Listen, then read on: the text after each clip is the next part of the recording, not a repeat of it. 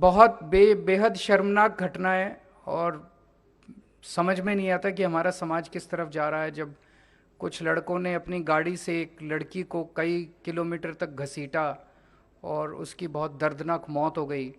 अभी उसका पोस्टमार्टम मैंने पता किया था, अभी पोस्टमार्टम शायद चल रहा है और जो भी उसकी रिपोर्ट आएगी मैं उम्मीद करता हूँ कि और अपील करता हूँ कि चाहे जितने भी रसूख वाले क्यों ना हों जो दोषी हैं उनको सख्त से सख्त सज़ा मिलनी चाहिए। ऐसा ये तो रेयरेस्ट ऑफ रेयर क्राइम्स में आता है, ऐसे लोगों को तो फांसी की सज़ा मिलनी चाहिए।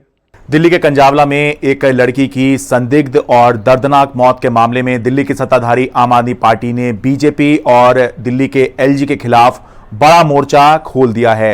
आम आदमी पार्टी का आरोप है कि इस मामले में दिल्ली पुलिस जो है वो लीपापोती कर रही है। लीपापोती ऐसे कि आम आदमी पार्टी का आरोप है कि इस मामले में बलात्कार या बलात्कार की कोशिश के जो आरोप हैं या जो उसकी संभावना है उसको दिल्ली पुलिस जो है बिना जांच के ही नकार दे रही है और इस मामले को केवल एक एक्सीडेंट का मामला जो है बताकर रफा दफा करना चाह रही है। जबकि आम आदमी पार्टी ये आरोप लगा रही है कि ऐसा इसलिए किया जा रहा है क्योंकि इस मामले में जो आरोपी नंबर 5 मनोज मित्तल है वो बीजेपी का नेता है। अपने आरोप के समर्थन में सौरभ भारद्वाज आम आदमी पार्टी के मुख्य प्रवक्ता हैं, अपने आरोप के समर्थन में उन्होंने फोटोग्राफ भी दिखाए और इन फोटोग्राफ में जो वो होर्डिंग दिखा रहे हैं और ये होर्डिंग जो है वो जो पुलिस स्टेशन है, सुल्तानपुरी पुलिस स्टेशन है, उसके बाहर एक होर्डिंग लगा हुआ है और उसमें लिखा हुआ है कि मंगोलपुरी वार्ड का सह संयोजक बनाए जाने पर बीजेपी शीर्ष नेतृत्व द्वारा मनोज मित्तल को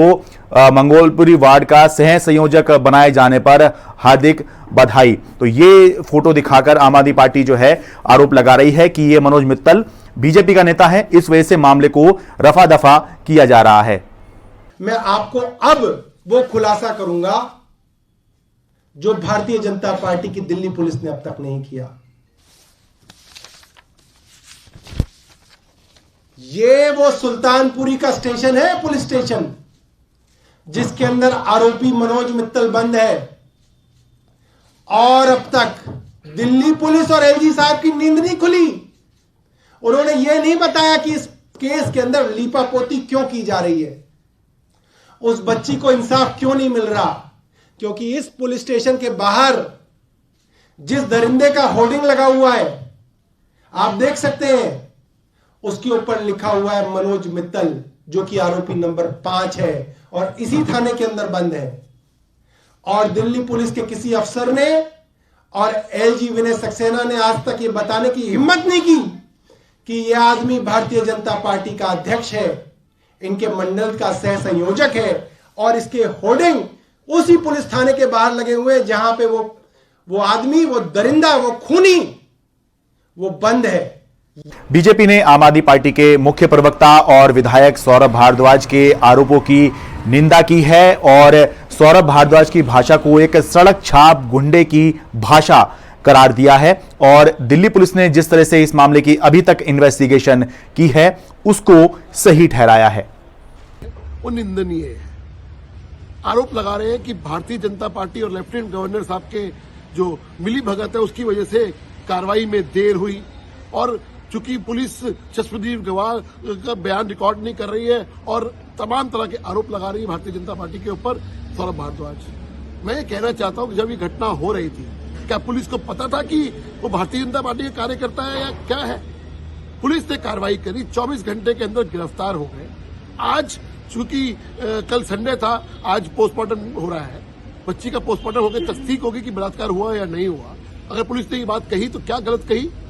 कार्रवाई आगे बढ़ रही है, सब कुछ हो रहा है, लेकिन आप जो जिस प्रकार की राजनीति कर रही है, सौरभ भारद्वाज के जो शब्द हैं वो किसी सड़क छाप गली गुंडे के, जो गली का गुंडा होता है उसकी तरह शब्द है। एक विधायक नहीं लगते वो, जिस प्रकार की भाषा का प्रयोग कर रहे हैं। और अगर यही पैमाना है लेफ्टिनेंट गवर्नर साहब को बर्खास्तगी का, तो फिर पंजाब में क्या हो रहा है ये भी तो बता दे। आम आदमी पार्टी के लोग, रोज वहां नहीं घटनाएं होती है, क्यों नहीं वहां मुख्यमंत्री भगवंत मान को बर्खास्त कर दिया जाता? सवाल इस चीज का है कि राजनीति नहीं होनी चाहिए, घटना बेहद ही संगीन घटना है और कार्रवाई भी जल्दी होनी चाहिए। और भारतीय जनता पार्टी फिर कहती है कि तुरंत से तुरंत उनको फांसी होनी चाहिए। फास्ट ट्रैक कोर्ट का निर्धारण तो आम आदमी पार्टी की सरकार ने करना है। करे जरा, किसने मना किया? तुरंत से तुरंत फांसी सख्ते में चढ़ाया जाना चाहिए। इस मामले में दिल्ली के उपराज्यपाल विनय कुमार सक्सेना ने 2 ट्वीट किए हैं। विनय कुमार सक्सेना दिल्ली के उपराज्यपाल तो हैं ही, साथ ही दिल्ली पुलिस के भी वो मुखिया हैं। तो उन्होंने ट्वीट करके कहा है कि इस घटना को देखकर मेरा सर जो है वो शर्म से झुक गया है और जो अपराधियों ने एक राक्षसी संवेदनहीनता दिखाई है उसे देखकर मैं स्तब्ध हूं। जो कमिश्नर पुलिस दिल्ली हैं उनके साथ इस मामले की निगरानी कर रहे हैं और आरोपियों को पकड़ लिया गया है और सभी पहलुओं पर गहनता से विचार किया जा रहा है।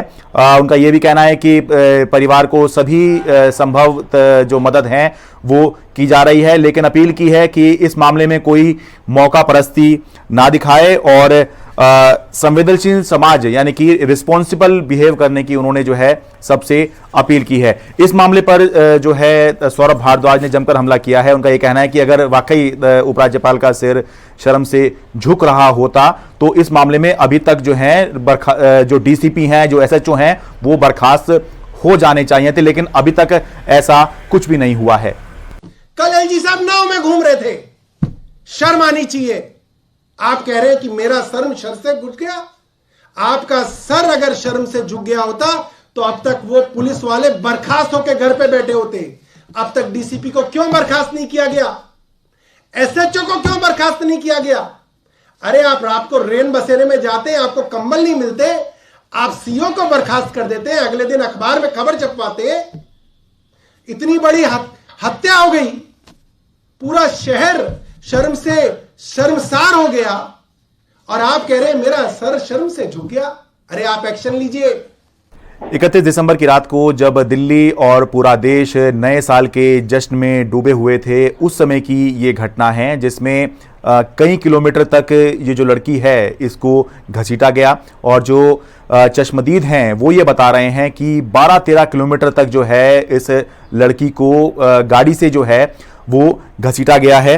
और एक चश्मदीद है जिनसे मेरे सहयोगी मुकेश सिंह सेंगर ने बात की, वो ये बता रहे हैं कि उन्होंने 20 से ज़्यादा पीसीआर कॉल शिकायत करते हुए की है, जिसमें उन्होंने ये पूरी घटना को बताया। करीब 1.5 घंटे तक उनका कहना है कि वो पुलिस के संपर्क में थे और काफ़ी देर तक उन्होंने जो है गाड़ी का पीछा भी किया। और उनकी डेयरी है जिनके सामने जब उन्होंने पहली बार देखा तो वो अपनी डेयरी पर ही थे और वो बता रहे हैं कि उनकी डेयरी के सामने से ही 3 बार जो है यू टर्न लिया गया।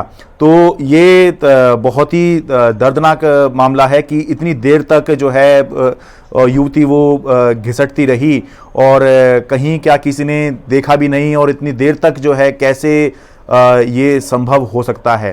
तो जहां इस मामले को लेकर राजनीति जो है अपने स्तर पर चलेगी ही, लेकिन ज़रूरी है कि इस मामले में जो भी दोषी हैं उन पर जो है कड़ी कार्रवाई की जानी चाहिए। Sharad Sharma, NDTV India.